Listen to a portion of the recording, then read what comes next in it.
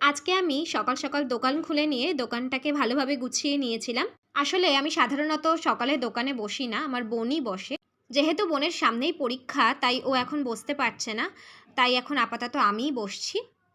এরপর দোকানে কিছু সময়ের জন্য বসে, কিছু বিক্রি-বাট্টা করার পর মাকে দোকানে বসিয়ে আমি ব্যাংকে চলে গেছিলাম। ব্যাংকে কিছু দরকারি কাজ ছিল। সেই কাজগুলি মিটিয়ে ব্যাংকের থেকে বেরিয়ে পাশেই একটি ফলের দোকান থেকে ঠাকুরের জন্য কিছু ফল কিনে নিয়ে এসেছিলাম।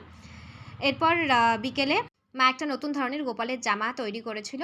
সেটিকে মিশোতে আপলোড করার ঘরটাকে ভালোভাবে গুছিয়ে নিয়েছিলাম। আসলে সারাদিন আজকে ঘরটাকে গোছাতে পারিনি। যেহেতু আমাদের বাড়িতে সারাদিন গোপালের ঘাগরা তৈরি হয়, সারাদিন আর পরিষ্কার করা হয় না। বিকেলে এসে আমি পরিষ্কার করি। পরিষ্কার করতে, করতে আমার একটা অনেক পুরনো ফটো ফ্রেম ছোটবেলার খুঁজে পেলাম। সেই ফটো ফ্রেমটাকে ভালোভাবে পরিষ্কার করে ঝুলিয়ে রাখলাম। এরপর আমার কিছু মালের অর্ডার ছিল। সেই অর্ডারি মালগুলোকে ভালোভাবে প্যাকেজিং করে কাজটা এগিয়ে আর তোমরাও যদি এরকম গোপালের ঘাগরা, জামা, লক্ষ্মীর শাড়ি পারচেজ করতে চাও তাহলে পিন কমেন্টে আমার কনট্যাক্ট ডিটেইলস দিয়ে রাখছি। তোমরা অবশ্যই কনট্যাক্ট করতে পারো।